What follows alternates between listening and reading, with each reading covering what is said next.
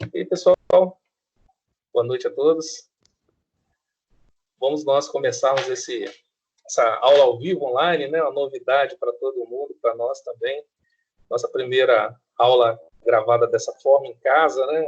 Difícil esses novos tempos, nessas dificuldades, mas sempre que tem uma dificuldade, tem uma inovação, e essa inovação faz parte do aprendizado da gente, né? Quem diria que iríamos chegar, né, a essa situação tão caótica na saúde brasileira e no mundo, né?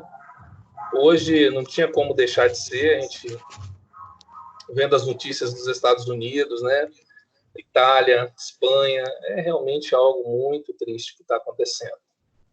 Mas vamos, com fé em Deus, conseguir superar.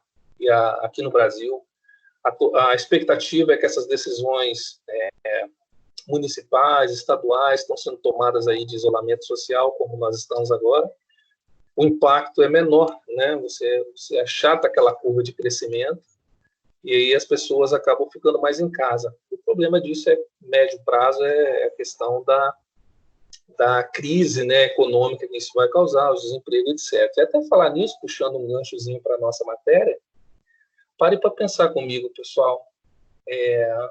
Esse desemprego que o pessoal espera que vai ter aí, um desemprego em massa, as dificuldades que muitos empresários vão encontrar, muitos vão, de repente, buscar na recuperação judicial a solução, né, para poder continuar a vida, né, os seus negócios, porque realmente muitas contas vão vencer, não está tendo receita nesse período, né, de quarentena, então todo mundo muito preocupado.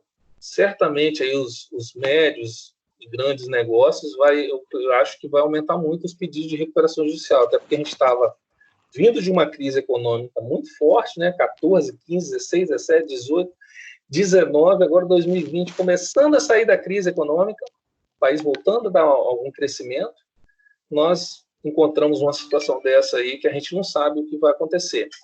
Mas, de fato, essa figura da recuperação judicial, que é da aula de hoje, muito provavelmente os empresários vão estar utilizando desse expediente, desse direito, para poder salvar suas empresas. Não são poucos os casos que relatam para a gente, né, de empresas aí que estão com 2.000, 3.000 funcionários na construção civil, ou concessionárias de veículos, né, que tem uma despesa fixa muito grande e não tem como ter renda. Aí, pessoal, peço para você ativar o mute aí, está dando um retorno aí no microfone aí da TV.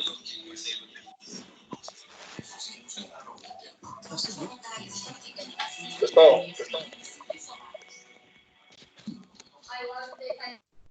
e ativa o mute aí do microfone, por gentileza. Isso. Então, pessoal, agora eu vou fazer a apresentação do slide da aula, e aí vocês tentam acompanhar. Se tiver alguma dúvida, assim, muito importante, liga aí o microfone e faz a pergunta para o professor. Vou sair da tela um minutinho para compartilhar a apresentação. Só um minutinho.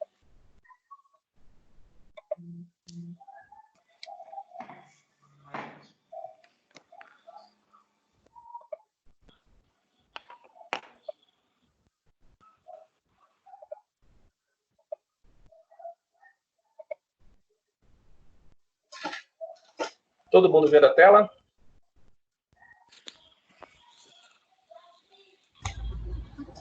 Sim. Ok, então vou dar seguimento, tá, pessoal? Essa aula de hoje é o slide que eu mandei para vocês também no WhatsApp aí. Aí quem puder acompanhar, vamos lá. Top recuperação judicial e extrajudicial.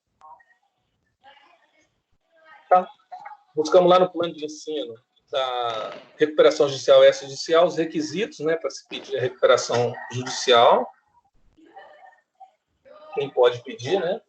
A nossa base legal é a Lei 11.101, que é a Lei de Recuperação de Falência de Empresas. Tá? Esse é o nosso marco regulatório, que tem os institutos da recuperação judicial, recuperação extrajudicial, a recuperação especial do micro e do pequeno empresário e também o Instituto da Falência.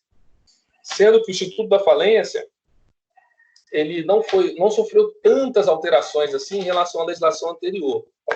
Mas a recuperação judicial, extrajudicial e especial são todas coisas novas em relação ao marco jurídico anterior. Avançando, então nós temos a possibilidade de se recuperar, né, uma empresa no Brasil. Lembrando que se recupera a empresa, tá, pessoal? Não a figura do empresário. O que se busca salvar, né, o que se busca preservar é a empresa, não necessariamente o empresário na frente da condução dos negócios. Porque, como via de solução, pode ser até o afastamento do empresário da condução dos negócios, conforme foi pedido até na recuperação judicial da Odebrecht, o afastamento, né, do Marcelo Odebrecht da condução dos negócios. Então, se preserva a empresa Odebrecht, não o empresário. É joia? Então, nós temos aí situação de insolvência ou pré-insolvência. Liga o microfone aí, hein? Pede para fechar o áudio aí, todo mundo. Fecha o áudio aí, porque senão você está pegando o retorno da neném aí. A insolvência, pessoal, é quando os bens, né, os direitos do empresário daquela empresa não são suficientes para pagar todas as suas dívidas, as suas obrigações. Então, essa situação de insolvência é essa indicação, ou seja, se a pessoa vendendo tudo que tem não consegue pagar suas dívidas. Então, essa é uma situação que é passível de se pedir a recuperação. Desordem administrativa financeira seria a desorganização, né, pela questão da direção da empresa. A característica, né, funcionário em baixa, por quê? Porque está vendo as dívidas acumularem, não recebe em dia, né? As expectativas do futuro são sempre piores, né? Então, geralmente, os funcionários de empresa que estão nessa situação é muito, muito baixa, né? Os melhores valores, as melhores cabeças acabam saindo, procurando outras oportunidades. Sérios problemas tributários e fiscais. Eu diria para vocês, pessoal, numa situação igual essa que a gente vai entrar agora, econômica, a primeira conta que o cara deixa de pagar é tributo. Porque ele sabe que, de tempo em tempo, o Estado vai fazer um parcelamento especial, né, um refis, e aí ele vai poder se adequar. Só não faz muito isso empresas que realmente negociam com o poder público, né, que precisam do poder público para poder tocar seus negócios, né, são empresas que realmente operam no dia a dia com o poder público. Então, essa precisa de certidão negativa. Mas mesmo essas parcelam dívidas normalmente, que sai aquela certidão positiva com efeito negativo, ela consegue trabalhar. É isso? E a incapacidade financeira. Vamos lá, pessoal. Recuperar uma empresa significa não só preservá-la para que ela fique ativa, mas muitas das vezes se busca uma reorganização de forma que ela não volte a curto prazo, médio prazo, a apresentar aquele tipo de crise, né? Então, a recuperação judicial ela é mais profunda do que apenas não fechar a empresa naquele momento. Se busca uma completa reorganização econômica, financeira e privada. Isso tem que fazer parte do plano de recuperação judicial. Não é? A recuperação judicial, o principal documento formulado na recuperação judicial é o plano de recuperação judicial. Avançando, um dos princípios modulares da recuperação judicial é a preservação da empresa economicamente viável.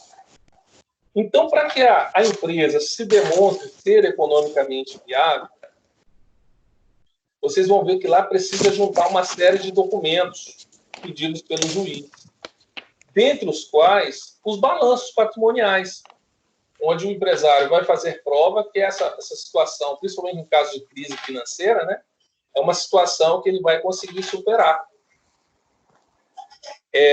Então, a viabilidade, uma empresa, por exemplo, que há 1, 2 anos acabou de passar por uma recuperação judicial, dificilmente ela consegue uma concessão, né, de uma nova recuperação, porque a lei proíbe.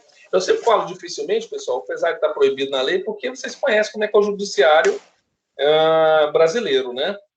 Recentemente, a aquela empresa de brinquedos aqui do Brasil, o juiz aprovou o plano de recuperação sem levar para a Assembleia Geral, o que é um atropelo da lei, né, cara? Porque, assim, tem que levar se houve impugnação, tem que levar para a Assembleia Geral, e o juiz aprovou o plano de recuperação sem aprovação dos credores. Então, assim, é uma situação que o Brasil é um caso à parte, né? Então, a gente tem que sempre fazer esse porém aí. Pessoal, dentro da recuperação judicial, ela implica em afetar a vida de muita gente, né? De vários, a gente chama na contabilidade e na administração de empresas também, stakeholders. Esses stakeholders são todas as pessoas que têm interesse no negócio. Então, todo mundo que tem interesse no negócio, quer seja sócio, investidores, fornecedores, credores bancários, empregados, o governo, todos esses entes têm interesse na empresa, né? Então, de certa forma, eles estão afetados pela recuperação judicial. Tá joia? Então, eles todos... outro princípio que eu comentei com vocês, além da manutenção, da preservação da empresa economicamente viável, é a participação ativa dos credores.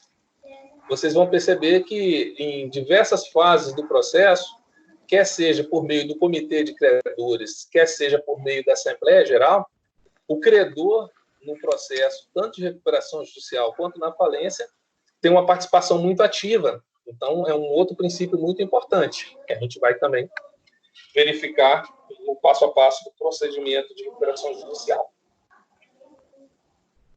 Então, veja comigo, pela recuperação judicial, não existe mais a figura da concordata.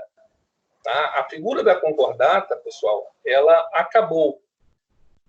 De acordo com o Código Comercial anterior, nós tínhamos, né, a figura da empresa em concordata. Era o quê? O devedor que pedia um parcelamento das dívidas vencidas. Então, a concessão, basicamente, de parcelamentos era a figura da concordata, e que mudou drasticamente para a recuperação judicial. Nós vimos que ela vai de uma profunda alteração administrativa, financeira, né, da empresa, até mesmo mudando a atividade da empresa, se for o caso. Que vocês viram que a questão de crise econômica, que a gente comentou na primeira aula, as crises podem ser econômicas, em virtude até de questões externas da empresa. Uma crise como essa que nós estamos vivenciando agora, coronavírus. O que a empresa fez ou deixou de fazer que ela poderia fazer para impedir isso? Absolutamente nada. É uma crise externa ao ambiente da empresa e que vai afetar todo mundo. Então, a empresa demonstrou que entrou em crise em virtude dessa questão da pandemia.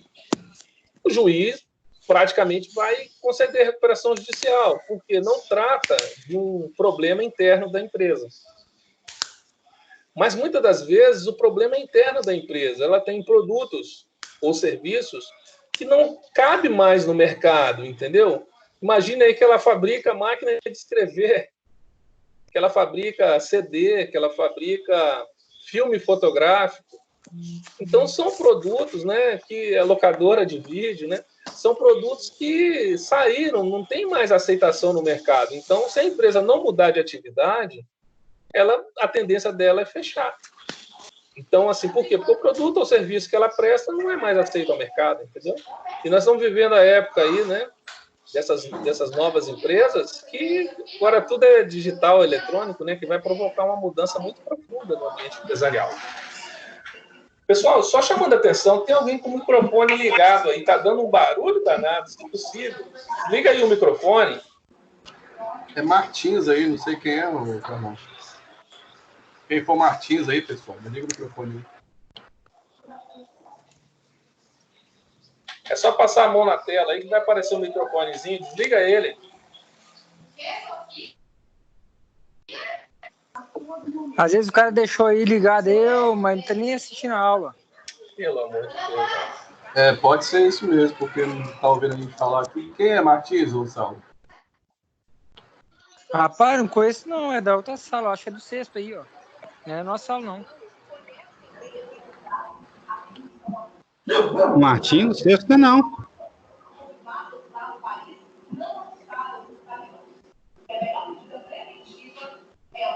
Cadê? Não é ele, não.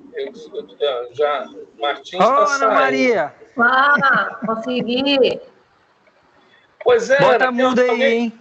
tem alguém com o microfone ligado aí, menina. É, Martins, lá tá com o Martins que tá com o microfone ligado. Eu coloquei mudo no microfone dele. Saulo não tá, não, Saulo. Cadê, Saulo? Você tá com o microfone ligado aí? Não, né? O meu não é aqui. O meu não é esse problema. Deixa eu ver aqui, Ana. Deixa eu botar você mudo também, Ana. Pronto, ó. Era a Ana que tava fazendo barulho aí. Resolveu. Vamos voltar lá. Era o microfone da Ana que tá ligado aí, que tá fazendo um retorno danado. Pronto, resolvido. Vou voltar lá então para a apresentação, pessoal. Daqui a pouquinho eu parto para as perguntas e respostas. Só um minutinho.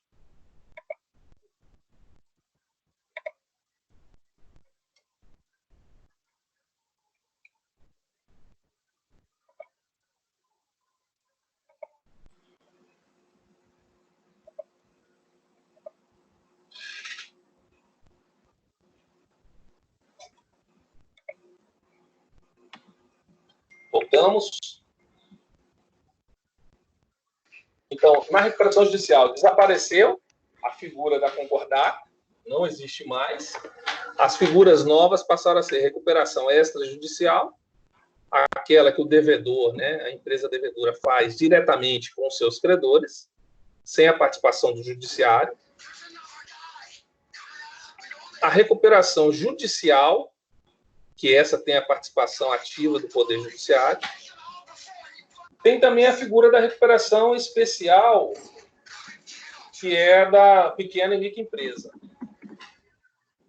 E a falência, né? São essas as figuras da nova lei de recuperação e falência. Agora, acho que tem alguém ainda com o microfone ligado, só que eu não consigo voltar lá. Tá joia? Então, concordata saiu e a falência continuou basicamente sem muitas alterações em relação à lei. Até aqui, pessoal, tá tranquilo? Precisa de interrupção para alguma dúvida? Aí você pode ativar aí e fazer a pergunta que a gente tenta. Graça para a população. Carlão, pra mim tá de boa, cara. Luana Bolsonaro deixou o microfone Para mim tá ligado. tranquilo também. Para mim tá bem. Tranquilo? Podemos tocar então? Ok. Tranquilo. Show de bola. É que o pessoal que vai entrando, eu estou na apresentação, aí quando o pessoal entra, eles deixam o microfone ligado. Aí faz um barulhão de retorno danado. Tá vendo? Quando eu estou aqui, eu vou controlando, eu vou tirando o microfone do pessoal, vou botando em mute. Só que quando eu vou para a apresentação, eu perco a tela. E aí eu perdendo a tela, né? Eu volto lá para o modo de apresentação. Aí acaba que não tendo o efeito que a gente queria. Vamos voltar lá. Pessoal, vocês estão vendo a tela do slide aí? Por gentileza, só confirma. Ok. Ok? Beleza. Beleza. Pessoal, temos figuras da recuperação judicial. A figura tem que ter o devedor, né? O empresário devedor, o empresário sociedade empresária devedora. Tem a figura dos credores, tem a figura do juízo competente, tem a figura do administrador judicial. São esses as figuras ativas, aí, participantes da recuperação judicial. Devedor, credores, juiz, administrador judicial.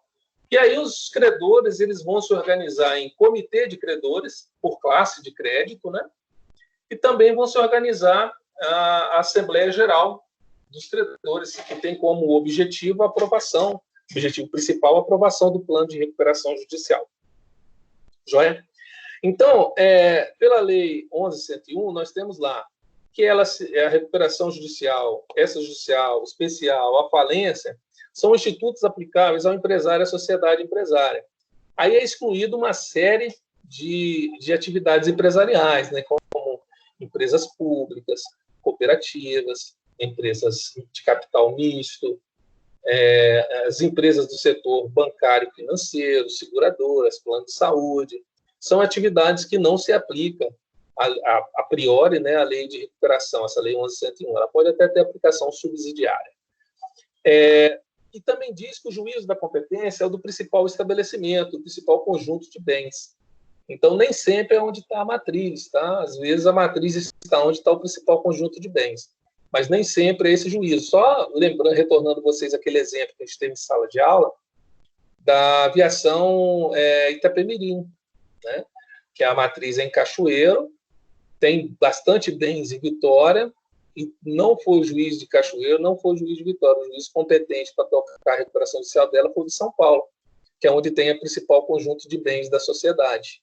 Então, você vê a matriz em Cachoeiro do Itapemirim, mas a recuperação judicial dela está correndo, né, está se dando na cidade de São Paulo. Sempre para evitar aquela malandragem, né, do cara mudar a sede da empresa para outro estado, para inviabilizar o pedido de recuperação judicial.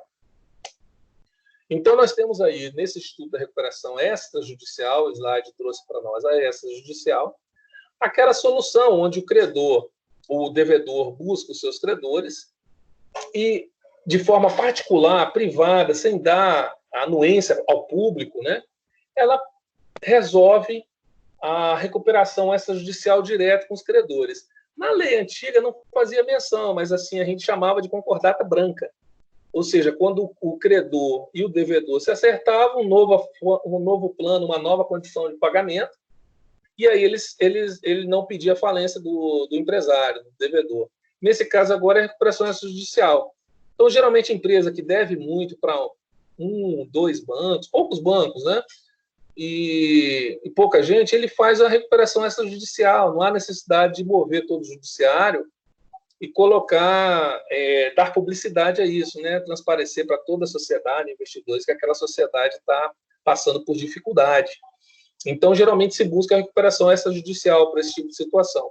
Agora, quando as dívidas são muito grandes, né? Aí você está falando de empregados, de fornecedores, de banco em geral, aí há necessidade de fazer recuperação judicial. Mas se o cara deve para 2, 3 bancos, ele faz a recuperação extrajudicial. Nada mais é do que buscar uma nova negociação, uma redução de juros, um novo prazo de pagamento, né? Ela se envolve aí. Aí, na verdade, ele, a priori, não precisa levar o judiciário, né? Passa fora do juiz. Ninguém sabe da recuperação judicial, extrajudicial da empresa. Só tem uma situação que, se o credor quiser homologar esse plano, ele vira um título executivo judicial, se o juiz homologar, entendeu? Aí ele leva para o juiz homologar.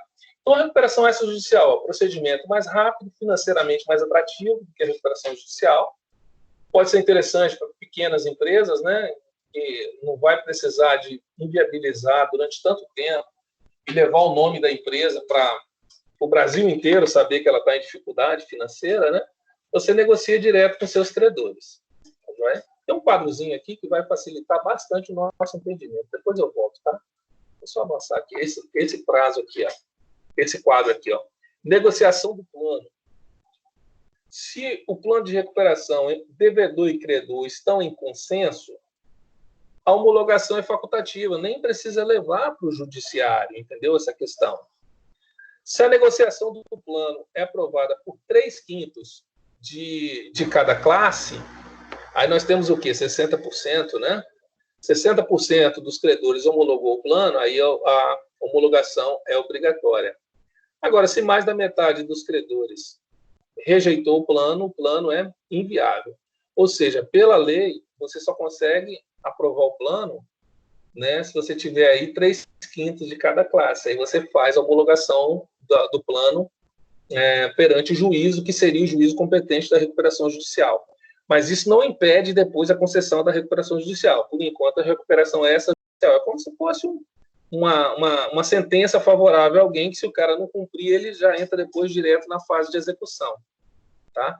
Mas se o devedor também não cumpre o plano de recuperação judicial, ele pode pedir depois a recuperação judicial. Então é só para dar uma garantia ao credor. Não vejo muito sentido em você fazer a recuperação extrajudicial e pedir homologação ao juízo. A priori, assim, não vejo muito sentido nisso, não. Deixa eu voltar, então, aqui para vocês. Nós estávamos nesse slide. Está indo para frente, né? Deixa eu voltar.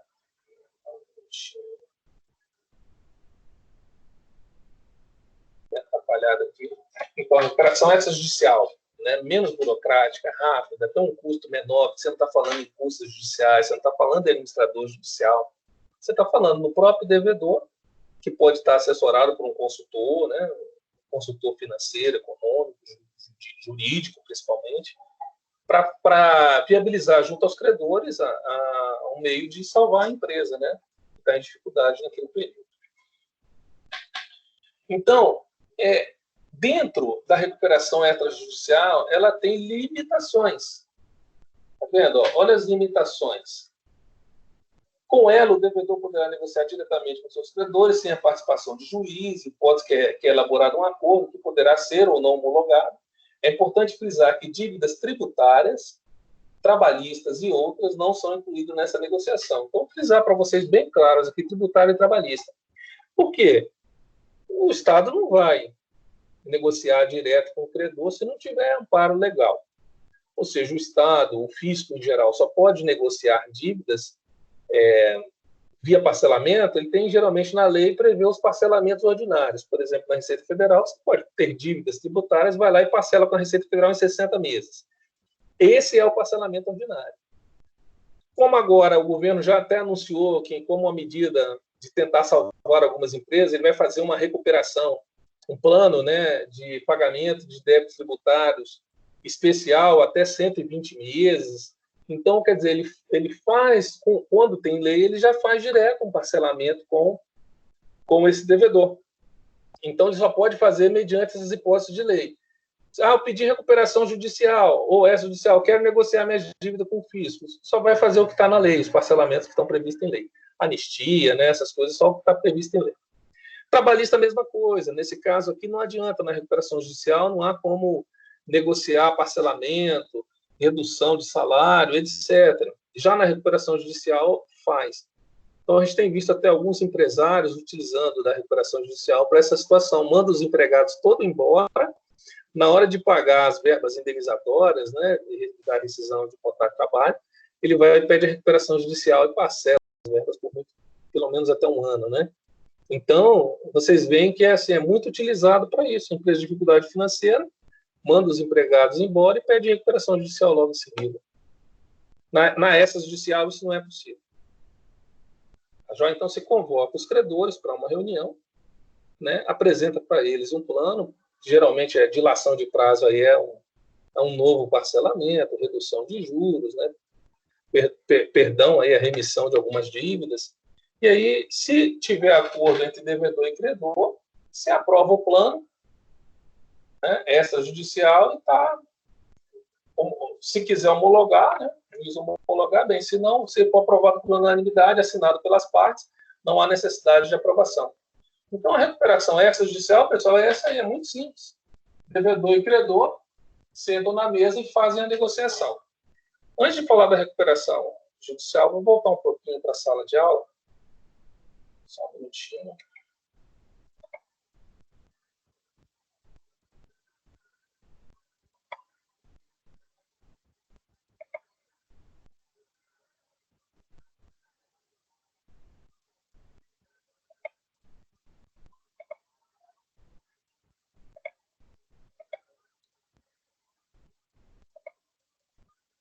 Voltei aqui, pessoal. Estão me vendo?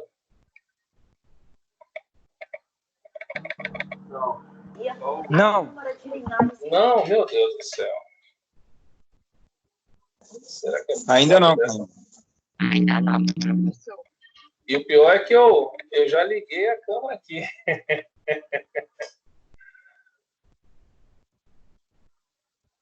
O pior é que eu liguei a câmera aqui, mas ela não voltou. Deixa eu fechar.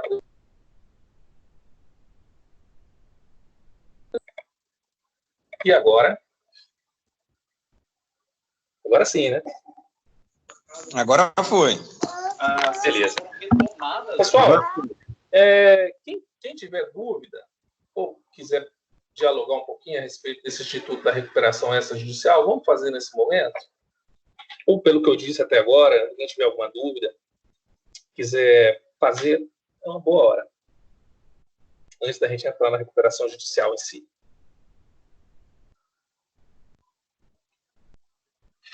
Aí, se quiser ligar o microfone, pode fazer, que está tudo desligado. Tá tranquilo, professor. O que seria votado também seria a A joia? Todo mundo entendeu. decreto de redução também, perdão, um projeto de redução dos salários dos vereadores. Acho que as dúvidas só vão vir agora. Show de bola, então, pessoal. Vou tocar o barco aqui, hein?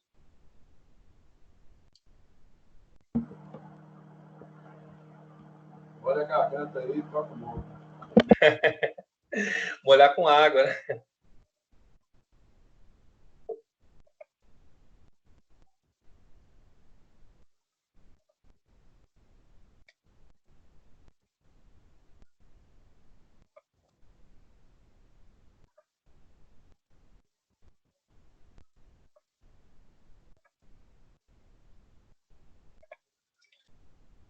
Voltando. Espero aí que todo mundo esteja enxergando aí o slide.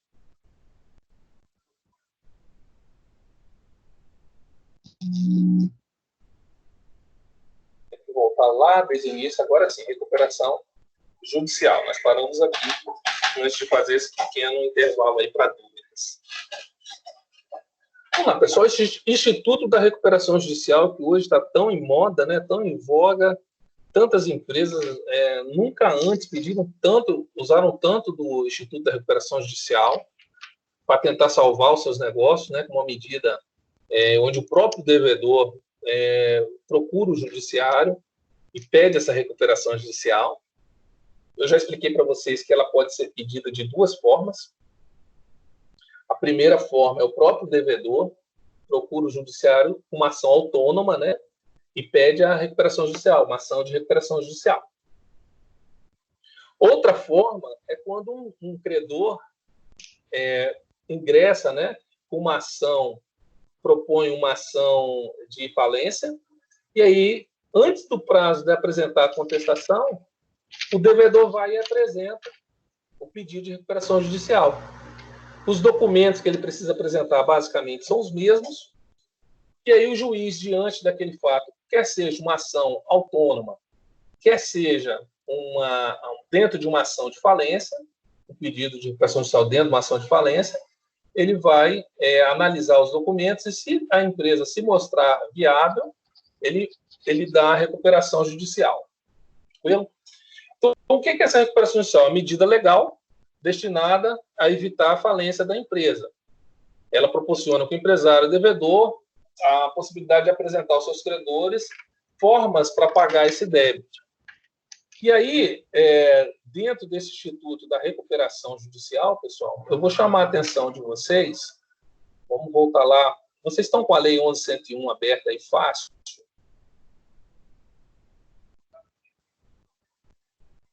Vocês poderiam abrir ela para nós? Ali no artigo 47, tem o conceito de recuperação judicial. No artigo 47 da lei, traz lá, né, a recuperação judicial tem por objetivo viabilizar a superação da situação de crise econômica e financeira do devedor, a fim de permitir a manutenção da fonte produtora, do emprego dos trabalhadores, dos interesses dos credores, promovendo assim a preservação da empresa, sua função social e estímulo à atividade econômica. Essa é uma boa definição, um bom conceito de recuperação judicial. Então, aqui a preservação, né, promovendo assim a preservação da empresa, o princípio importante é o princípio da preservação da empresa, que seja economicamente viável. Então, no artigo 48, ele traz as situações de quem é que pode pedir a recuperação judicial, né? Lembrando, né, que ele tem que estar em atividade por mais de 2 anos, não pode ter requerido a recuperação judicial há menos de 5 anos, porque se ele pediu a recuperação judicial, por exemplo, há 3 anos, foi concedido, e ele pede de novo, ele está demonstrando para o juiz que ele é economicamente inviável. Então, o juiz não vai conceder a recuperação judicial desse devedor. Não é isso? Então, no artigo 49, ele diz quais são os créditos, né, que estão passíveis, né, da recuperação judicial. Ele diz assim, ó, estão sujeitos à recuperação judicial todos os créditos existentes na data do pedido, ainda que não estejam vencidos. Isso para nós é muito importante. E o artigo 50, pessoal, traz uma relação de meios com os quais o devedor, mais o administrador judicial, mais o juiz, mais o comitê de credores, podem desenvolver para montar um plano de recuperação judicial que possa agradar os interesses tanto do devedor, a possibilidade do devedor pagar, quanto também os interesses do credor em receber.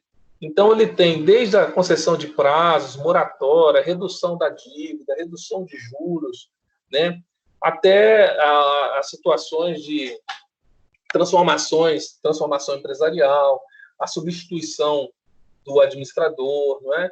Arrendamento do estabelecimento da sociedade, da empresa, venda parcial de bens, né? Usufruto da empresa. Então, tem aqui um rol exemplificativo apenas de meios com o qual o devedor e credor podem buscar, né, um meio de aprovação do plano de recuperação judicial. Por que eu sempre ponho o credor? Porque não adianta nada o administrador judicial, o devedor, fazer um plano sozinho sem ouvir o credor. Chega lá, o credor não atende os interesses, eles rejeitam o plano de recuperação e aí é decretada a falência da empresa. Então, assim, é bom fazer a conciliação de interesses, né, do credor e do devedor. Vamos lá. Avançando, pessoal, a recuperação judicial ela é mais onerosa porque vai envolver um processo, vai ter que contratar a figura do administrador judicial, né, que vai ser nomeado pelo juiz, esse cara é remunerado. Então, existe custos de divulgação em jornal, publicação, então ele onera, não é um processo barato.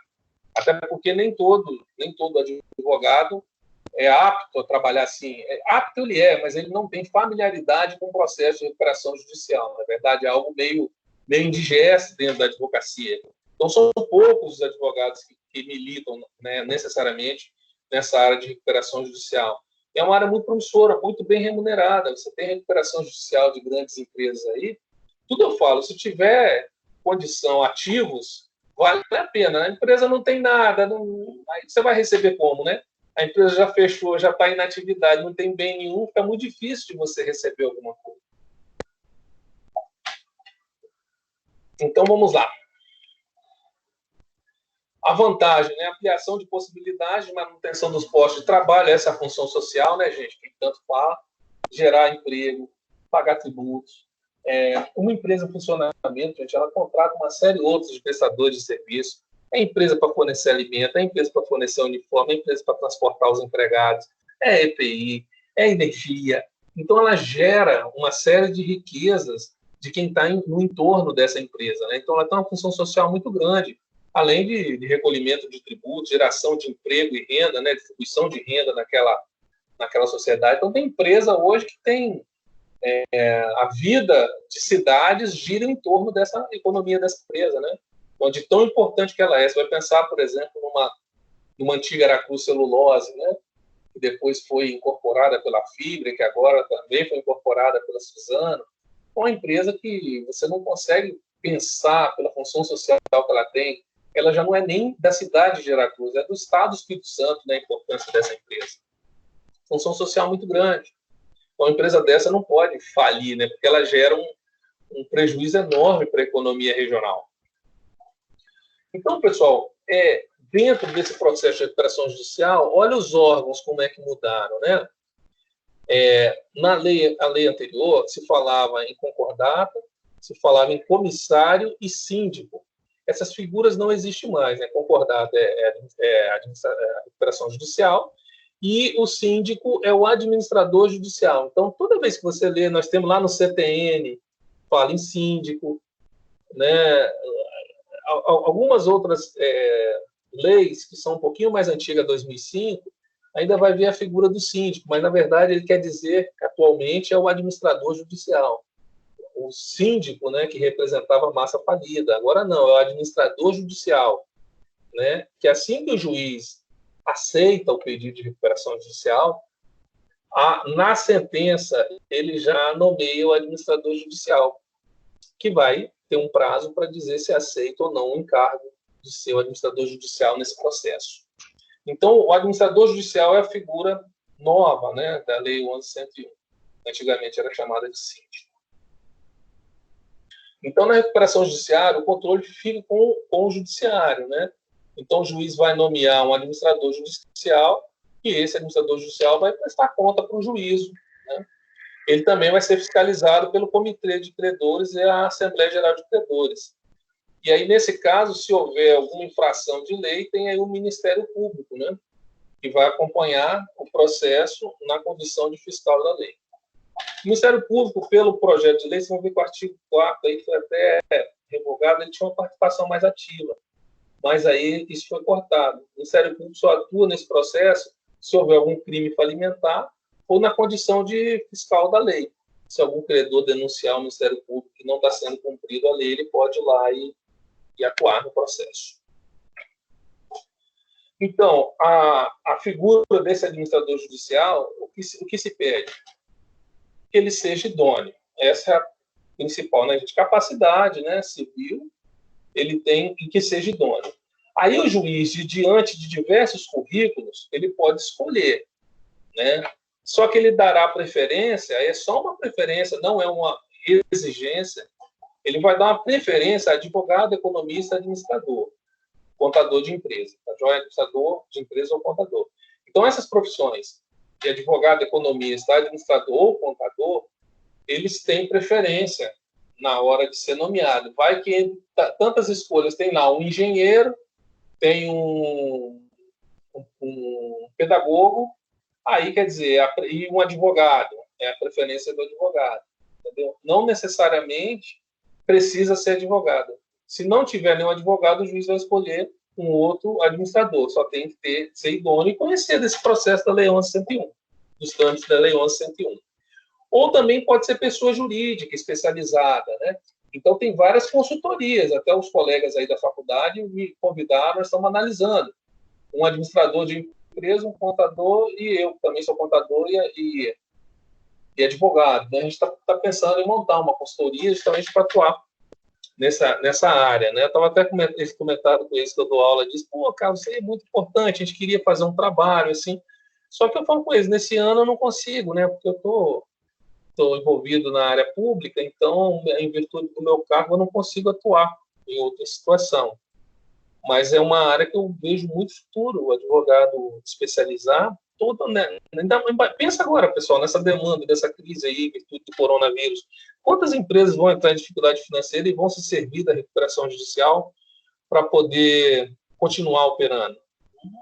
Não são poucas, não, muitas empresas. Então, acho que vale a pena ter uma atençãozinha, não precisa viver só disso, mas se tiver isso aí como um plus no seu currículo, né, acho que enriquece. Então, a remuneração de quanto vai ganhar o administrador judicial, a nomeação do administrador judicial, isso não passa pelo comitê de credores, não, tá, gente? O juiz não pega autorização de ninguém para nomear o administrador judicial. É o juiz que nomeia e é o juiz que fixa a forma, né, de pagamento e a remuneração do administrador judicial. Então, isso tudo é feito pelo juízo, né? E aí o administrador judicial diz se aceita ou não o encargo, o ônus de assumir essa recuperação judicial, né?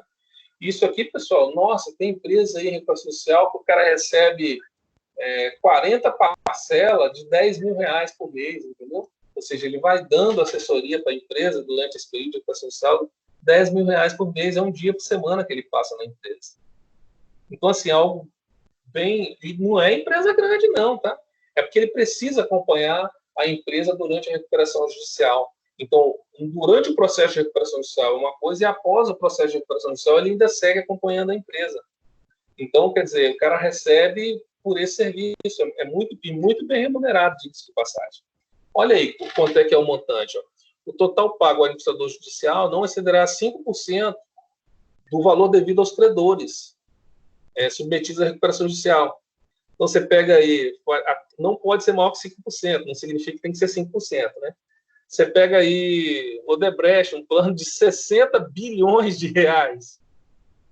Qualquer percentual acima de 1% é dinheiro demais na conta. Então, nesse caso, obviamente, pelo porte, né, certamente o juiz vai nomear uma pessoa jurídica, né, composta de vários profissionais, né, que vão poder tocar bem essa recuperação judicial. Mas é um percentual em cima do valor dos créditos, entendeu? Então, quanto mais o cara deve, maior a remuneração do administrador judicial. E ele tem preferência no recebimento, né? É um crédito extra-concursal. Ele não vai concorrer com os outros credores, não. Depois a gente vai ver no processo de falência a recuperação, a concorrência, a preferência do artigo 93.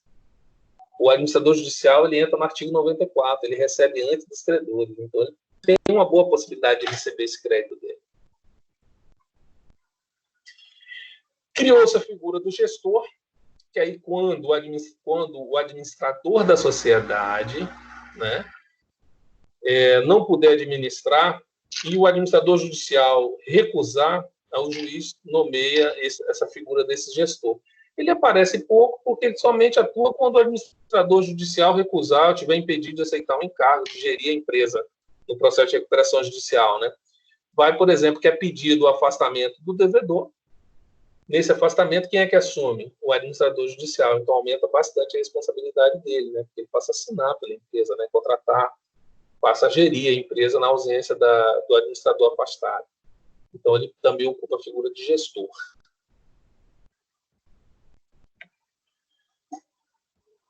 Na recuperação judicial, o comitê de recuperação, ele existe 3 classes. Ó. Primeira classe, dos credores trabalhistas, né, os credores, os empregados que têm crédito na empresa vão se juntar para votar se aprova ou não o crédito. Então, o plano de recuperação. Então, esses credores trabalhistas têm que ser aprovados por eles, que chama-se classe de credores. É essas classes aqui, pessoal. Credor com direito real, garantia e privilégio especial. Aí nós estamos falando de bancos, né, que geralmente tem hipoteca, tem garantia real, né, sobre os bens. E a terceira classe é o credor quirografário, né, aquele credor que não tem nenhuma garantia especial. É o cara da duplicata, do cheque, da nota promissória. É o credor que não tem garantia real. Então, o plano de recuperação tem que ser aprovado por essas 3 classes. E o comitê que vai acompanhar o trabalho do administrador judicial, vai acompanhar a recuperação, vai denunciar quando o cara não estiver cumprindo o plano de recuperação. Esse comitê de credores é preciso montar essas 3 classes, tá vendo? Então, trabalhista, credores com garantia real e credores quirografários. Então, a Assembleia Geral, quando convocada, geralmente para aprovação do plano, ele também é feito com base nesses 3 credores, né? Essas 3 classes de credores. E aqui, pessoal, na aula de hoje, eu acho que o principal ponto que eu vou trabalhar com vocês é esse quadro aí. Todo mundo consegue estar enxergando bem? Pode ligar o microfone aí e falar se está legalzinho na tela, porque, para mim, é extremamente importante que vocês estejam. Dá para enxergar não, mas eu imprimi. Tá, eu mandei no WhatsApp também. Eu mandei no WhatsApp para vocês também. Vamos tocar aqui? Tocar é com o Ayrton mesmo. Vamos lá. Pessoal, esse é o fluxo da Lei 11.101. O que eu ia falar com vocês? Que às vezes, quando você abre a Lei 11.101, que eu vou pedir para vocês fazerem nesse momento, se vocês puderem abrir aí o Vadmecum, abrir a Lei 11.101, vocês vão acompanhar comigo.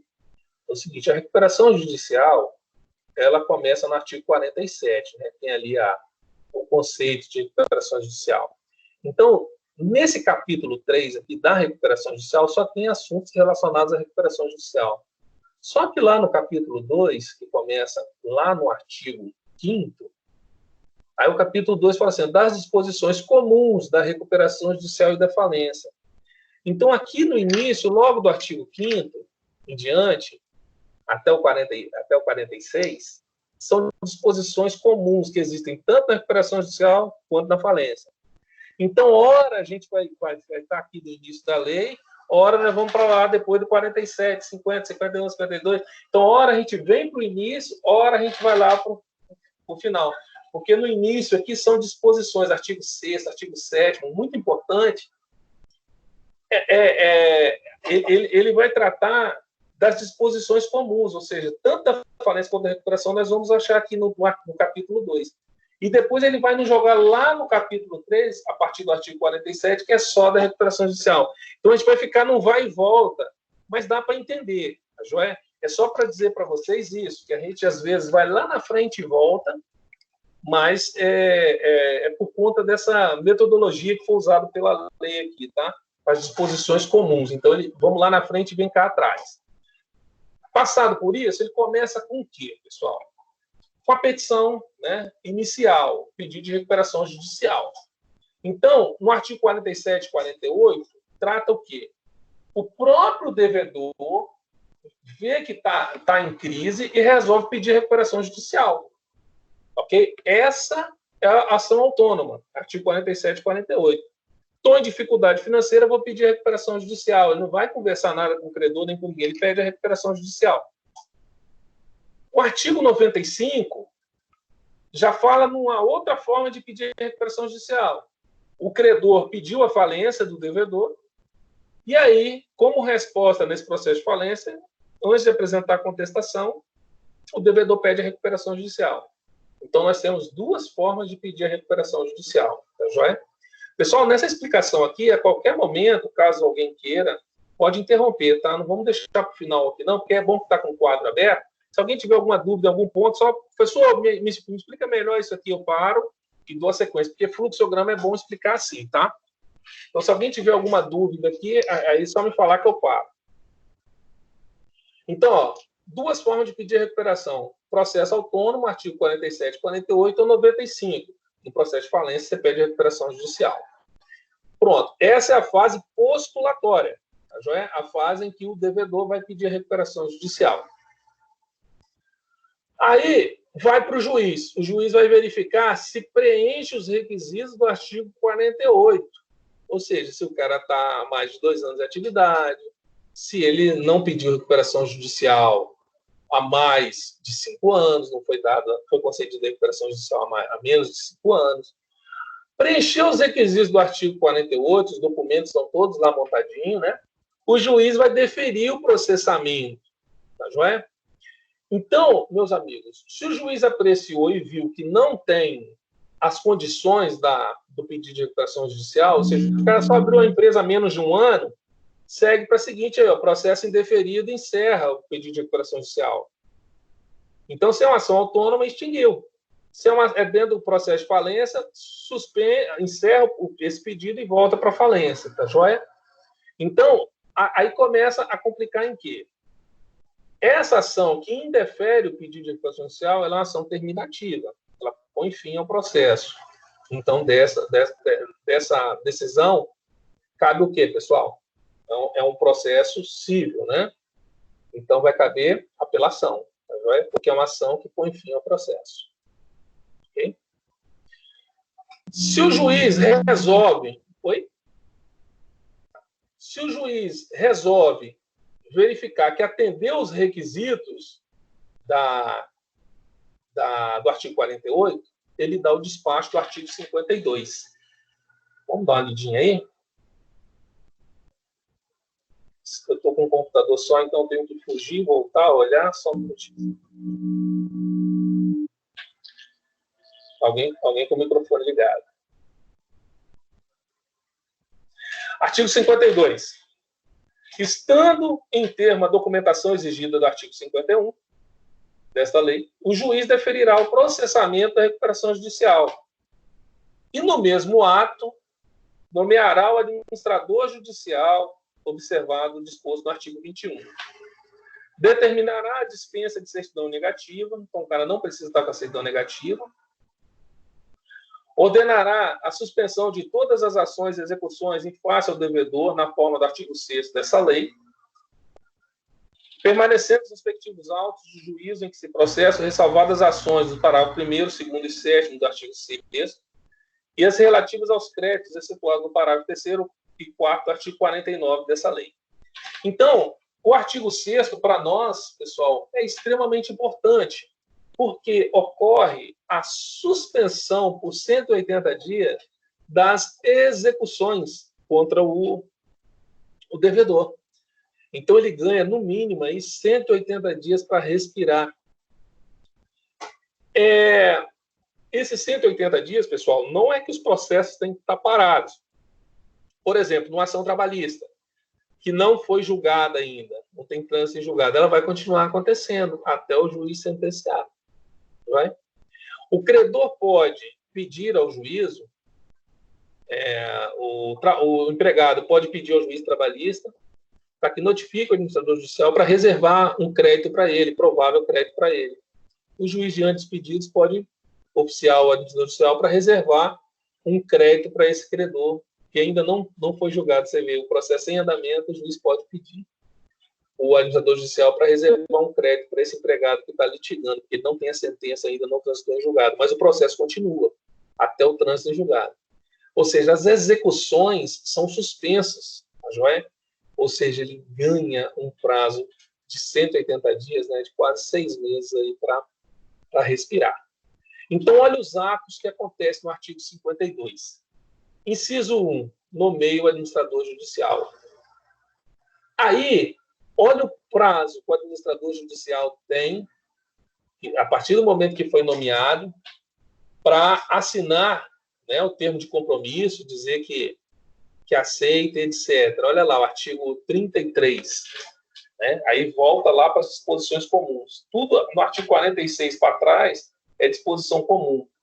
Tanto na falência quanto na recuperação judicial isso acontece. O juiz nomeou o administrador judicial. Olha aí, ó. O administrador judicial e os membros do comitê de credores, logo que nomeados, serão intimados pessoalmente para, em 48 horas, assinar na sede do juízo o termo de compromisso, bem como fielmente desempenhar os cargos assumidos, todas as responsabilidades inerentes.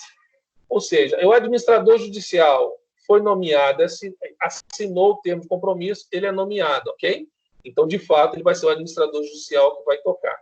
Se ele não assinou, ou se ele não concordou, se ele não atendeu, o juiz vai nomear outro. Tá joia? Então, nessa decisão, né, que o juiz defere o prosseguimento da recuperação judicial, primeiro ato dele, inciso 1, nomeia o administrador judicial, que tem 48 horas para dizer se aceita ou não o encargo.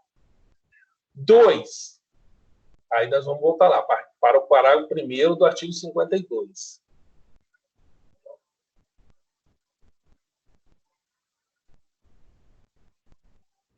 Artigo 52, parágrafo 1º.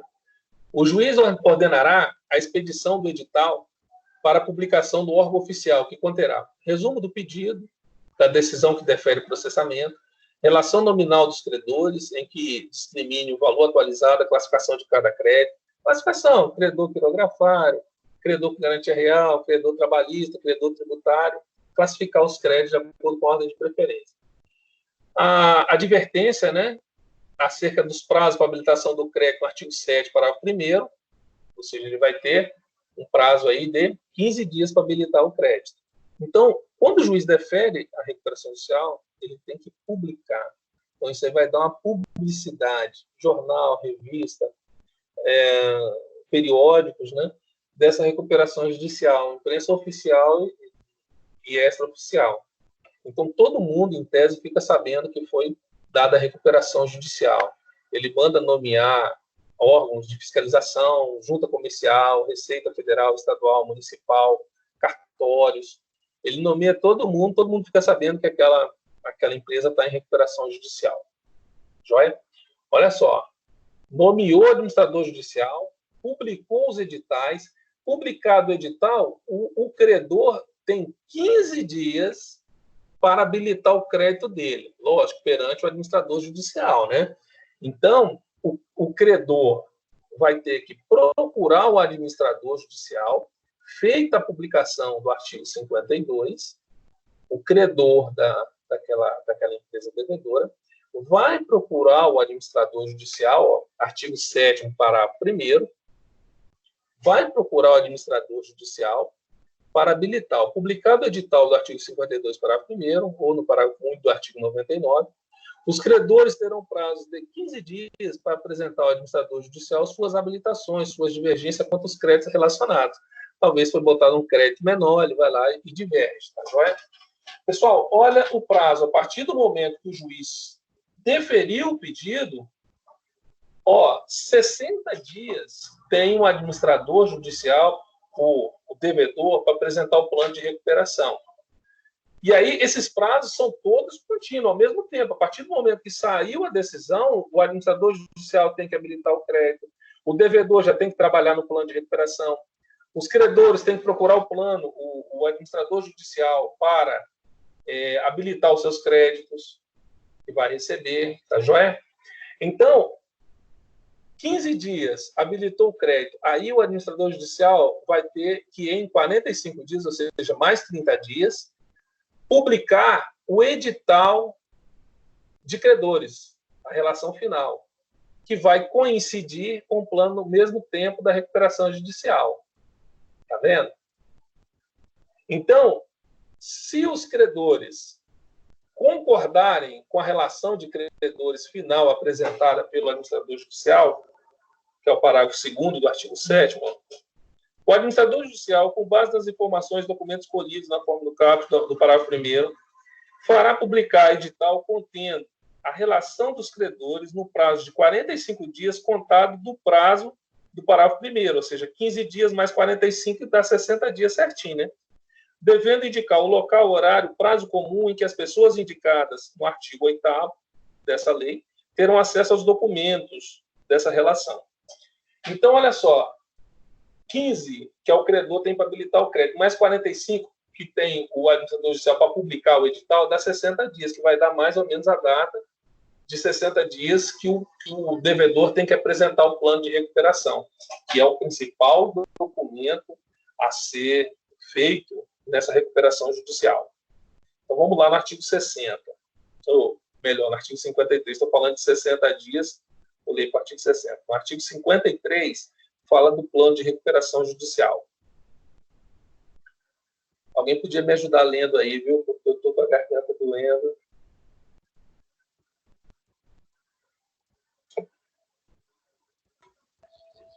Leu o artigo 53? Isso. O plano de recuperação será apresentado pelo devedor em juízo no prazo improrrogável de 60 dias da publicação da decisão que deferir o processamento da recuperação judicial, sob pena de convolução em falência e deverá conter. Tá vendo, Inciso 1.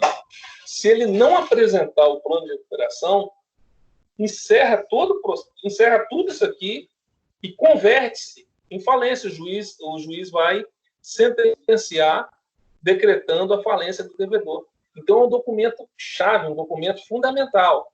E nesse período, obviamente, o devedor, junto com o administrador judicial, o comitê de credores, vão conversando sobre as possibilidades de recuperar a empresa, de forma que a apresentação desse plano já atenda todos os interesses envolvidos, para que esse plano possa ser aprovado. A ideia é aprovar o plano, porque se rejeitar o plano, imagine aí que o devedor faça um plano que atenda só os interesses dele, não atende o interesse dos credores. Os credores não aprovam o plano de falência, está entendendo? Então, nesse período de 60 dias, a partir do momento que o juiz deferiu, você fala em prazo improrrogável, tá vendo? É um prazo que não vai sofrer nenhuma prorrogação, é 60 dias corridas. Então, o devedor, nesse período, precisa apresentar qual é o plano de recuperação, que é o principal documento a ser formatado no processo de recuperação judicial. Você lê os incisos para a gente, Cristiano, só para mim. Tá. Inciso 1º. Discriminação pormenorizada dos meios de recuperação a serem empregados, conforme o artigo 50 desta lei e seu resumo. Okay. Inciso 2º. demonstração de sua viabilidade econômica e, inciso 3º, laudo econômico-financeiro e de avaliação dos bens e ativos do devedor, subscrito por profissional legalmente habilitado ou empresa especializada. Ou seja, alguém vai faturar aqui também, né? Que tem que fazer a avaliação dos ativos da empresa, né? Aí você vai ter que contratar, provavelmente, uma empresa de avaliação de imóveis, vão dizer quanto é que é o valor desses bens. Então, o plano de recuperação judicial precisa ter isso aí, tá joia? E o prazo? Não precisa. O prazo de pagamento dos créditos trabalhistas, que eu comentei com vocês lá no início da aula, Cristiano, está no artigo 54. Confirma aí para nós. Vamos lá. O plano de recuperação judicial não poderá prever prazo superior a 1 ano para pagamento dos créditos derivados da legislação do trabalho ou decorrentes de acidentes de trabalho vencidos até a data do pedido da recuperação judicial. Ou seja, os credores trabalhistas recebem até 1 ano, né? Os seus créditos na recuperação judicial. Então, não dá para prever no plano de recuperação judicial um prazo maior para pagamento dos débitos com seus empregados, maior que 1 ano. Então, dentro de 1 ano, o empregado acaba recebendo os seus créditos, tá joia? Parágrafo único. O plano não poderá ainda prever prazo superior a 30 dias para o pagamento, até o limite de 5 salários mínimos por trabalhador, dos créditos de natureza estritamente salarial, vencidos nos 3 meses anteriores ao pedido de recuperação judicial. Okay? Então, esse pessoal que tem crédito trabalhista aí menor que 5 salários mínimos recebe nos primeiros 30 dias da aprovação do plano, né, os seus créditos oriundos dos alimentos, né, do trabalho, né, que aí tem natureza alimentar. Ok. Então, pessoal, apresentou o plano, dá na mesma época em que o administrador judicial vai apresentar a relação de credores. Aí vocês veem que está aí, ó. Há 60 dias apresentou o plano, o que deve conter o plano, e 45 dias tem que apresentar a relação de credores. Se o devedor não apresentar o plano, falência. Acabou o processo de recuperação judicial e decretada a falência do devedor. Aí a gente vai falar da falência mais adiante. Aí, seguindo, apresentou o plano, o devedor apresenta o plano, os credores têm 30 dias, não é isso? Edital de aviso aos credores que foi apresentado o plano. Então, os credores publicado, né, o edital dizendo que os credores que foi apresentado o plano de recuperação e também publicado que a relação final dos credores, eles têm 30 dias para impugnar a relação de credores ou 30 dias para apresentar objeções ao plano. Tá joia? Ou seja, ele não concorda com algum item do plano ou da relação de credores. Tá joia? Apresentou a impugnação ou a objeção, 30 dias dessa objeção, o juiz vai convocar a Assembleia Geral de Credores em 60 dias. Faz a conta comigo aí junto, Cristiano. O juiz publicou, deferiu a sentença deferindo o plano de recuperação. 0, né? Data 0. 60 dias para apresentar o plano, mais 30 dias para impugnar o plano, 90, não é isso? Isso. Mais 60 dias para convocar a Assembleia Geral, 150 dias, não é isso? Isso aí. Então, a gente ainda está dentro daquele plano de 180 dias da suspensão, ou seja, se suspende as execuções em face ao devedor de 180 dias para que ocorra esse processo, entendeu? Dentro daquela suspensão de 180 dias é para tentar aprovar isso aqui. Deixa eu ver aqui. Então, apresentou objeção ao plano, se convoca a Assembleia Geral dos Credores. Artigo 56, parágrafo 1º. Quer para ler? Sim. Artigo 56, parágrafo 1º. A data designada para a realização das... Leu o artigo 56, Carlos? Isso. Vamos lá. Havendo objeção de qualquer credor ao plano de recuperação judicial, o juiz convocará a Assembleia Geral de Credores para deliberar sobre o plano de recuperação. Parágrafo 1º. A data designada para a realização da Assembleia Geral não excederá 150 dias contados do deferimento do processamento da recuperação judicial. Viu que bateu certinho, Cristiano? 60 para o plano, mais 30 para apresentar a objeção, até 60 dias para fazer a Assembleia, dá 150 dias. 150. Ou seja, isso tudo tem que acontecer em 150 dias. Tá joia?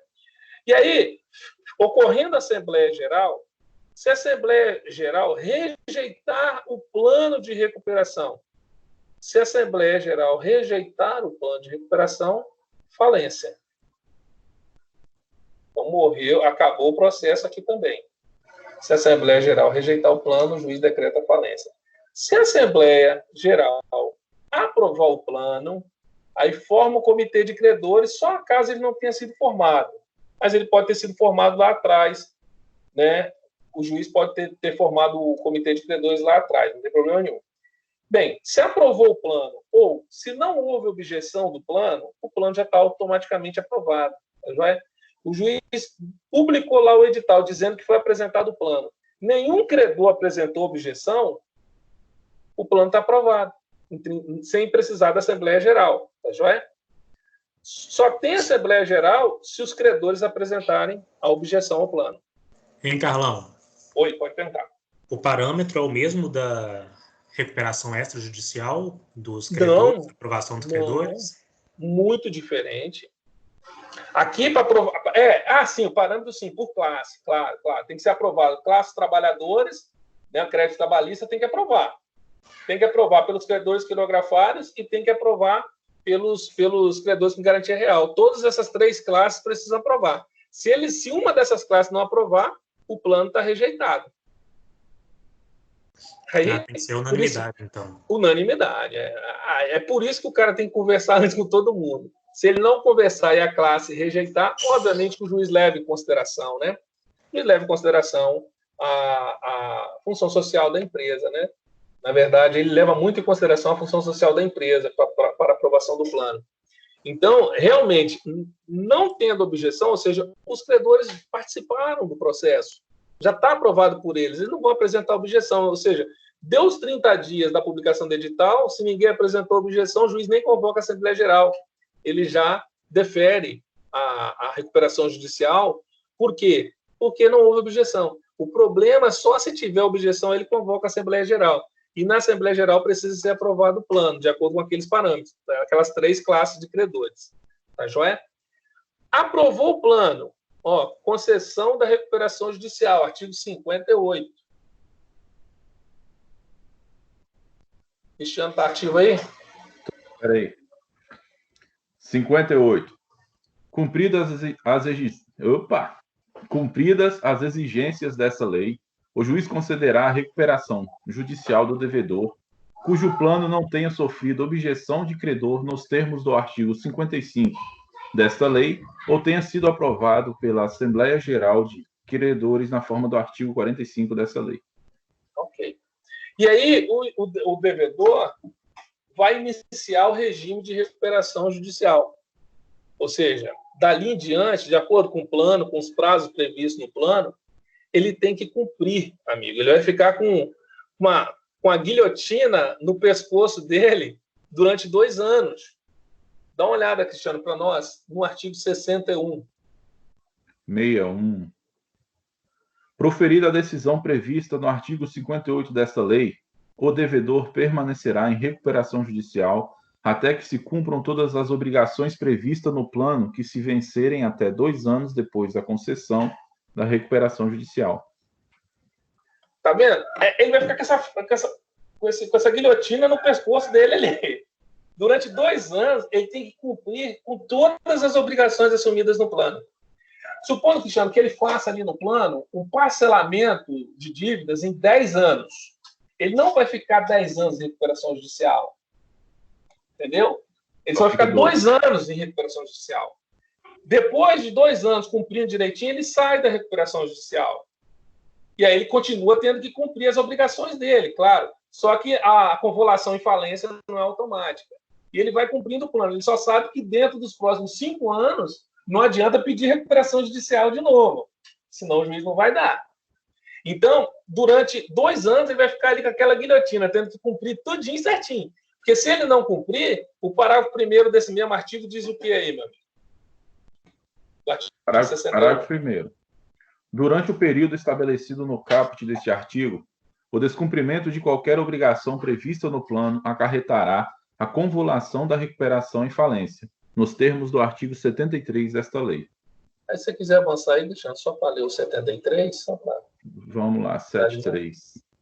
Que aí o capítulo 4 fala da convolução da recuperação judicial em falência. Né? Isso aí. Artigo 73. O juiz decretará a falência durante o processo de recuperação judicial. Inciso 1. Por deliberação da Assembleia Geral de Credores, na forma do artigo 42 desta lei. Não Inciso aprovar 2. o plano, né? Isso. Inciso 2. Pela não apresentação pelo devedor do plano de recuperação no prazo do artigo 53 dessa lei. Passou 60 dias da deferimento da recuperação judicial, ele não apresentou o plano. Então, falência. Inciso 3. Quando houver sido rejeitado o plano de recuperação nos termos do parágrafo 4º do artigo 56 desta lei. Apresentou no prazo, mas os credores não aprovaram a aprovação do plano. Então, rejeitar o plano também vai para falência. E o 4, que é o que pede aqui, né? Por descumprimento de qualquer obrigação assumida no plano de recuperação na forma do parágrafo 1º do artigo 61 desta lei. Ou seja, o juiz decreta, então, a falência do devedor. E aí passa, então, a ser um processo de falência, não mais de recuperação judicial. Então, Jano, olha como é que é o fluxo, né? Na lei, gente, você vê que 180 dias, 180 dias, até 150 dias, né? Mais uns dias para aprovar o plano e tal. 180 dias essa conta tinha que estar fechada. Só que você olha, por exemplo, a da Oi, já vai para mais de quase 4 anos esse negócio, e ainda não está resolvido, não foi aprovado o plano. Então, assim, o judiciário, às vezes, se cumprisse esse fluxo certinho, então acho que é o slide seguinte aqui, não é? Ó? Esse slide seguinte aqui, ó, se cumprisse os prazos certinhos, ó, 180 dias o processo teria início e o plano já estava aprovado e o devedor já estava começando a cumprir com os seus credores das suas obrigações, ó. Porque a partir do momento que o juiz defere a recuperação judicial, ó, 15 dias para apresentar, né, divergência em relação à listagem dos credores inicial. Todo mundo habilitou os créditos. O administrador judicial tem 45 dias para apresentar a listagem final atualizada dos credores. E o devedor tem 60 dias para apresentar o plano de recuperação. Então, bate certinho ali, ó, 60 dias. Não é isso? E aí, os credores têm 10 dias para apresentar a impugnação, né, daquela listagem, e os credores têm 30 dias para apresentar objeções ao plano, ou seja, deu 90 dias já. E aí, apresentadas objeções, o juiz tem até 150 dias, né, até mais 60 dias para apresentar, para realizar a Assembleia Geral de Credores, para aprovar ou não o plano. Então, aprovou, deu 150 dias, ó, é o prazo de suspensão das ações. Ou seja, após isso, a vida do cara é normal, as ações voltam a correr, porque aqueles créditos que estão em execução vão estar aqui dentro da recuperação judicial, sendo pagas, cumpridas por ele, de acordo com o plano de recuperação.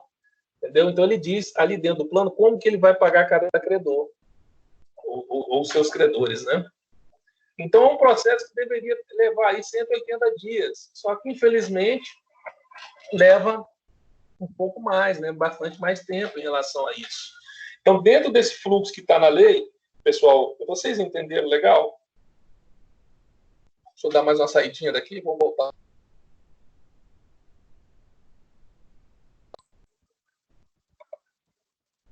Vou voltar aqui para a tela.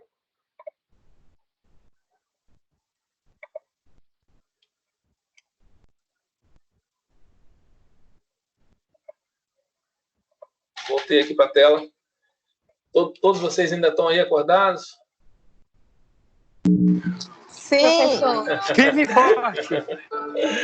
Vocês são guerreiros. Calma aí. professor, esse último Ah, artigo aí agora que foi lido, eu não tá vendo? entendi. Vamos voltar lá. Qual artigo que você não entendeu? Foi o último que foi lido aí. O 61, parágrafo 1º? Isso. Isso. Pois é, durante 2 anos, aprovou o plano de recuperação, ok? Aí o devedor, assim que é aprovado o plano, ele tem que cumprir esse plano durante todo o período. Vou botar que ele tem parcelamento de 15 anos. Ele tem que cumprir o que ele assumiu no plano de recuperação. Só que durante 2 anos, o judiciário vai ficar tomando conta dele. O administrador judicial, o juiz, os credores vão ficar tomando conta dele. Se ele não cumprir com o que estava descrito no plano nos 2 primeiros anos, ele acaba a recuperação judicial, o juiz vai convolar a recuperação judicial em falência. Ele vai ser decretada a falência dele. Se ele cumpriu tudo direitinho, se encerra a recuperação judicial. Ele está uma empresa normal, já está recuperada. Ou seja, a lei atingiu o objetivo dela, que é recuperar a empresa em dificuldade econômica financeira. Então, nesse prazo de 2 anos após a aprovação do plano, é um prazo que o devedor tem para ficar em dia com o fisco, entendeu? Com seus credores. Se ele descumprir qualquer dos compromissos assumidos na recuperação judicial, o juiz pode convolar, né, converter a ação de recuperação judicial em falência. Ok, obrigado. Carlão, eu tenho uma dúvida seguinte, durante esses 2 anos, ou enquanto durar a recuperação, no caso, a empresa, ela pode apresentar alguma coisa nova que não foi acordado com os credores? Pode sim, claro. Chama-se fato relevante, né? Imagina que nesse período aí, houve uma proposta de fusão, incorporação, cisão, uma proposta de venda da empresa. Ele pode apresentar um fato novo. Lógico, né? Como ele tem credores envolvidos, tem que apresentar isso para o juiz e para os credores, que é levado em deliberação. Só que a partir do momento que passou 2 anos, ele pode fazer o que quiser da vida dele, transformar tal, porque ele não está mais em recuperação judicial, é uma empresa normal. Só que enquanto ele tiver em recuperação judicial, ele tem que ir lá para o fisco, prestar conta de qualquer situação à vida, porque senão o juiz pode converter em falência ou anular qualquer negócio, principalmente se houver conflito em relação aos interesses dos credores, entendeu? Os credores podem se opor a qualquer situação que ele fizer. Então, durante esses 180 dias, mais 2 anos após a aprovação do plano, ele fica num período, eu sempre falo assim, fica uma guilhotina no pescoço, porque tem que prestar conta para o juízo de todos os atos da sociedade. E o que acontece com as ações, quando a empresa é de capital aberto? Cara, geralmente quando tem assim, a empresa foi deferida a recuperação judicial, adivinha o que acontece com as ações? Some todo mundo, né? Despenca. Despenca, cara. É porque é uma situação que já indica um período de muita dificuldade pela frente, né? O que acontece? Por que esse prazo de 180 dias para o cara dar uma respirada? Ou seja, ele diminui o fluxo de pagamento e continua recebendo. Então, só esses 180 dias já dá um fôlego para o cara respirar. Porque, ficar 6 meses, basicamente, sem pagar muita gente e pegando todos os credores e colocando no fluxo de pagamento, dá uma boa recuperação na empresa. Só esses 180 dias já dá uma boa recuperação na empresa. Então, assim, quando acontece a recuperação judicial, o credor some, cara. Ninguém dá mais crédito para ele, ninguém vende mais a prazo. Entendeu? Então, esse período de 180 dias, ele tem que, basicamente, juntar a caixa para poder comprar à vista. Porque o pessoal não dá crédito para ele. Ele tem que fazer um plano bem seguro, porque ele sabe também que no prazo de 180 dias, no prazo de 5 anos, não vai ser concedida uma nova recuperação judicial para ele. Então, se ele fizer um plano muito ousado, confiando que o futuro vai ser, vamos chamar assim, um plano muito otimista, ele pode vir a se deparar com a crise nova e aí ele acaba não sendo concedido uma nova recuperação judicial para ele.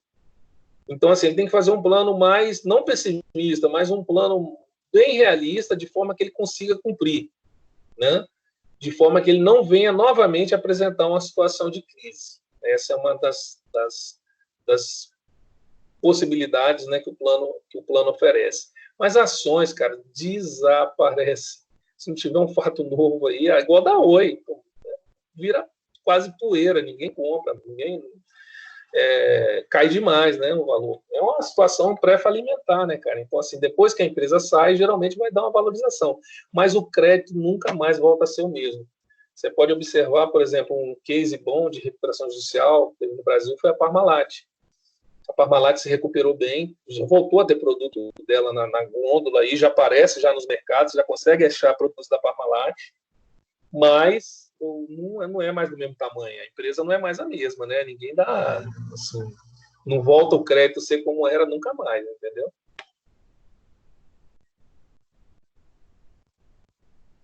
Mais alguma dúvida aí, pessoal? Por enquanto tá tranquilo, show de bola. Então, vou voltar lá só para finalizar o plano da recuperação especial da micro e da pequena empresa. Vocês vão ver que é uma coisa muito simples, que basicamente é parcelamento, né, da micro e da pequena empresa. É uma situação muito simplesinha que vale a pena a gente acompanhar com vocês. Eu vou pedir para vocês avançar um pouquinho, que ele fala assim, né, da recuperação judicial a partir do artigo 47, né, aí ele avança para a falência, e aí depois a recuperação extrajudicial está lá no final, no artigo 161. E a nossa recuperação especial é 70, 71, 72. São um 2, 3 artiguinhos só que fala da recuperação da micro e da pequena empresa, né? Só lembrando vocês que micro e pequena empresa está na Lei Complementar 123, lá do Estatuto da Micro e da Pequena Empresa, né? Quem é considerado microempresa é aquela empresa, aquele empresário que fatura até 360 mil por ano. Então, ele é considerado microempresa. A empresa de pequeno porte vai até 4.800.000 por ano. Então, a empresa de mais de 360 mil e até 4.800.000 é considerada empresa de pequeno porte. Então, é para esses dois tipos de optantes aí da micro e da pequena empresa que a gente vai falar agora o plano de recuperação especial. Você vê que é muito simples, não tem administrador judicial, é uma coisa mais simplificada e barata, até porque não podia ser diferente, foi uma coisa muito onerosa para a microempresa, ela não aguenta pagar. Vamos voltar lá então para a apresentação. Deixa eu só pedir, vou botar aqui no módulo de apresentação, volto aqui para a tela, vou voltar lá para a apresentação.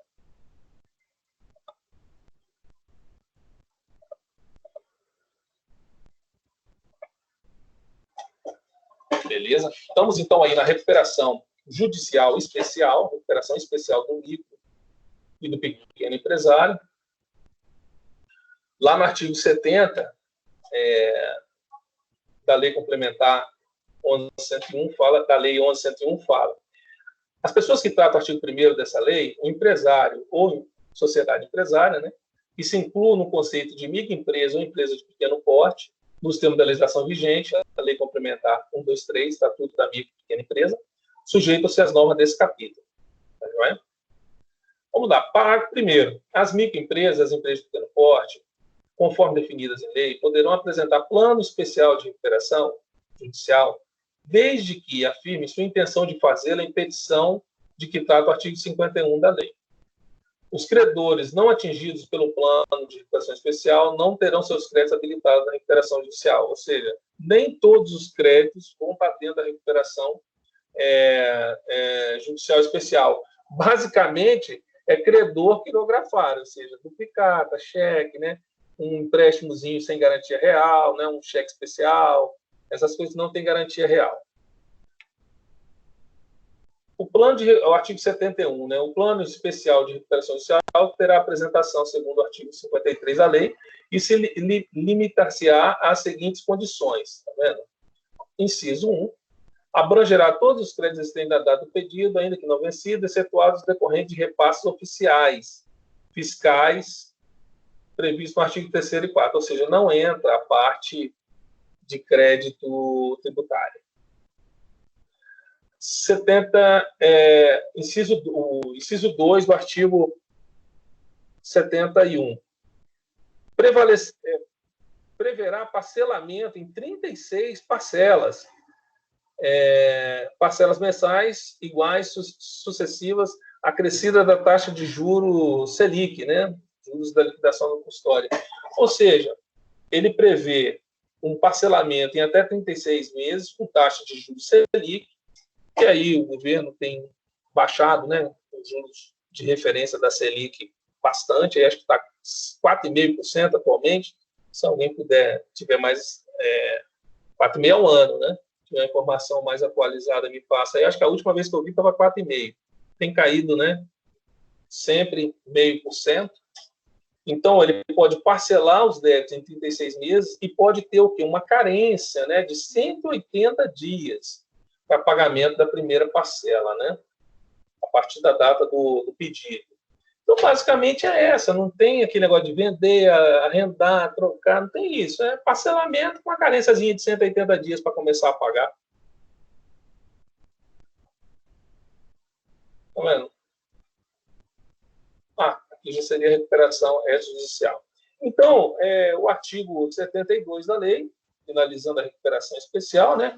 Caso o devedor do artigo 70 opte pelo pedido de recuperação judicial com base no plano especial dessa lei, não será convocada a Assembleia Geral. Já pensou? Se fizer Assembleia Geral para microempresa, pequena empresa, não tem a figura da Assembleia Geral, tá, pessoal? Então, é só para vocês reforçarem isso aí. Se tiver alguma questão de prova, exame, concurso, que no plano da recuperação da micro e pequena empresa tem que ser aprovado pela Assembleia Geral. Nesse caso, não há necessidade. Tá joia? O juiz concede a recuperação judicial se for atendidas as exigências dessa lei. Porque o máximo que ele pode fazer é parcelar em 36 meses com a carência de 180, ou seja, já está na lei. Então, a lei, ele provando que tem viabilidade econômica, o juiz tem que conceder a recuperação judicial para ele. E os termos são esses aqui, então não tem muita coisa, não tem o que fazer. Tá joia? Os créditos são basicamente esses. Pessoal, o slide aqui para finalizar fala em recuperação extrajudicial, que é a antiga lei falada por concordata branca, né, onde o devedor e seus credores negociam diretamente uma nova forma de pagar a dívida, então não precisa obrigatoriamente passar pelo judiciário.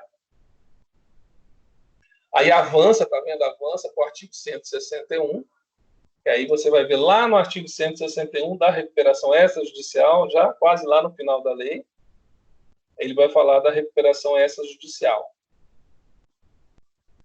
Artigo 161. Então, se, por exemplo, for concedida a recuperação extrajudicial, impede esse devedor de fazer um pedido de recuperação judicial, pessoal, o devedor fez um plano de recuperação extrajudicial, foi aprovado, porém ele não cumpriu esse plano de recuperação extrajudicial. Ele fica impedido de pedir a recuperação extrajudicial? Diz aí para mim, vocês acham? E sim ou não? Impede ele de pedir? Sim ou não?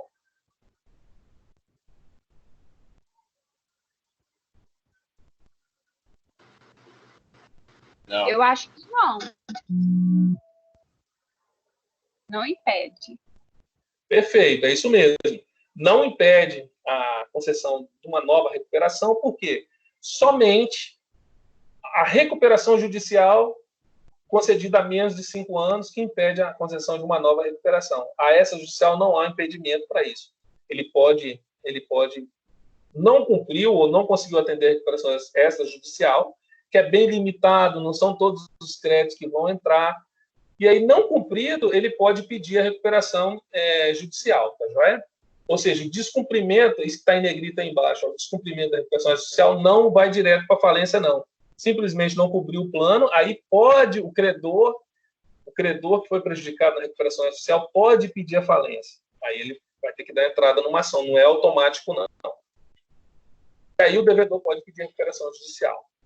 Está vendo esse slide? O crédito tributário e trabalhista e acidente de trabalho está fora do pedido de recuperação extrajudicial. Não pode fazer parte da recuperação extrajudicial. Então, basicamente, é banco e fornecedores, né, que vão fazer parte desse pedido. Então, a homologação facultativa, que é o artigo 162, né, quando todos os credores assinarem o plano, concordarem com o plano. Quando os credores não concordam com o plano, a homologação é obrigatória, né, havendo o artigo 163, né, tem que ser aprovado por 3/5 de cada crédito. E da sentença de homologação cabe recurso de apelação sem efeito suspensivo. Porque você leva para homologar, né? Então o juiz não tem muito o que fazer, ele geralmente homologa. Recuperação judicial substituiu a concordata, acabou, né? E a recuperação da empresa. Então, essas fases, pessoal, deu para a gente entender direitinho, né? Essas fases. A fase de postulação é a fase em que o devedor vai pedir a recuperação judicial até o juiz deferir. A partir do momento que o juiz defere, começa a fase de processamento. Aí nós vamos o quê? A fase até a aprovação do plano de recuperação judicial. Aprovou o plano, aí começa a fase de execução, ou seja, ele começa a cumprir o plano de recuperação judicial. São essas 3 fases que acho que deu para a gente entender bem naquele gráfico, né? A fase em que ele pede, a fase que é processada até a aprovação do plano, né? Aprovou o plano, o juiz concedeu a recuperação judicial, durante 2 anos ele vai ter que cumprir com tudo que está na recuperação judicial. Então, essa é a fase de execução. Passou os 2 anos, cumpriu tudo direitinho, executou o que estava no plano, ele sai da recuperação judicial, vida normal. E o juiz notifica os órgãos também, dizendo que ele não está mais em recuperação judicial. Ou seja, aquele nome que tem na frente do nome da empresa, quando a empresa está em recuperação judicial, sei lá, Fábrica de Imóveis Carlão S.A., na frente, em recuperação judicial. Isso aí, quando passa daqueles 2 anos, ele sai sem recuperação judicial, então ele volta a ser uma empresa normal. Por que isso? Porque as empresas precisam saber, antes de te dar o crédito, se você está em recuperação judicial ou não. Por isso que ele comunica cartório, órgão de fiscalização, junta comercial, quanto é lugar para colocar em recuperação judicial na frente do nome do cara. Então, legitimidade. Quem pode pedir? Né? O devedor, cônjuge, herdeiro, inventariante, sociedade simples, né? Não aplica-se a recuperação judicial. Requisitos: tem que estar em atividade há mais de 2 anos, né? Não ter pedido a recuperação judicial há menos de 5 anos, senão você mostra que não é economicamente viável. Fazem parte da recuperação judicial todos os créditos até a data do pedido, inclusive aqueles que não venceram, né? Está a vencer também faz parte, até porque o prazo, né, vai pedir uma extensão de prazo, aquilo que vai vencer daqui a 2 anos pode botar para vencer daqui a 10 anos, então ele também é afetado. Então, ó, créditos excluídos da recuperação judicial. Os créditos tributários, porque você vai ter que fazer uma negociação direta com o fisco. O fisco não vai fazer parte dessa comitê de credores, nem nada disso. Os créditos de alienação fiduciária, leasing, por quê? Porque o bem não pertence ao devedor. A alienação fiduciária no leasing, o bem pertence ao credor.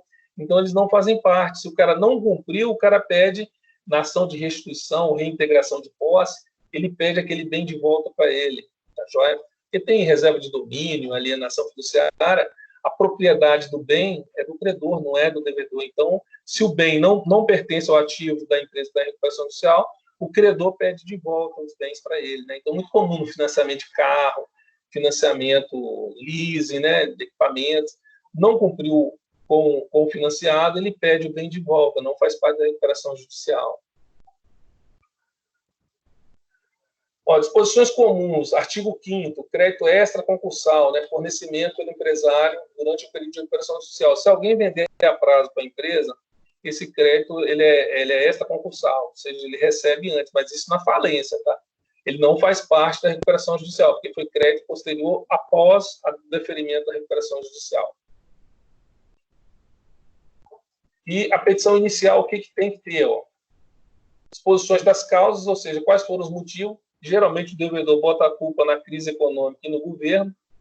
Agora, então, com esse negócio da pandemia, né, o coronavírus vai levar a culpa de muito pedido de recuperação judicial.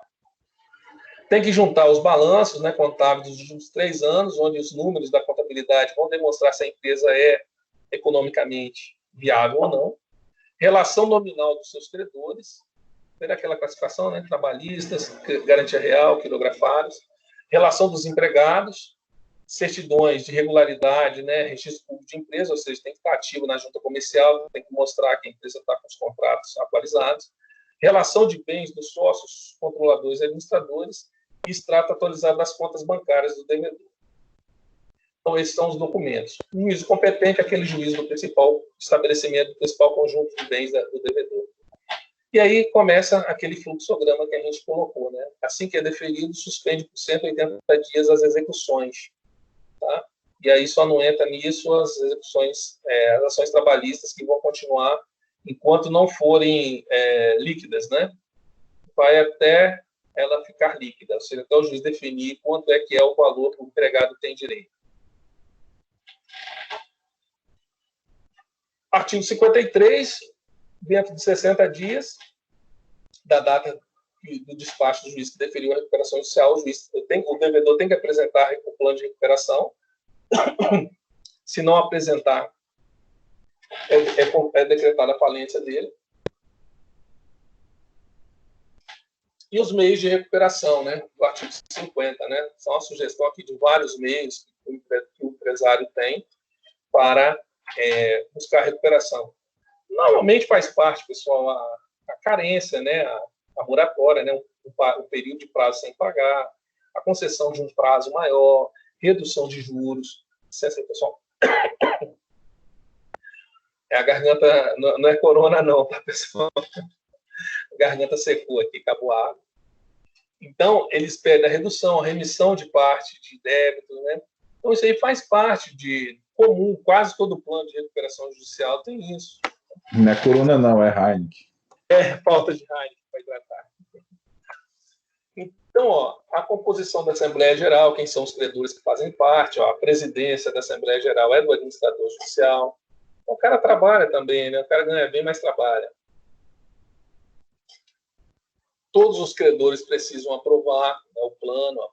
E aí, pessoal, olha só. Não é voto a voto, né? É dentro do montante de crédito. Imagine assim, e nos credores com garantia real. Credores com garantia real. Você tem os credores que aprovam, por exemplo, nesse que está ali, o Banco do Brasil tem 9% dos créditos, Itaú tem 21%, Bradesco tem 30%. Tá joia?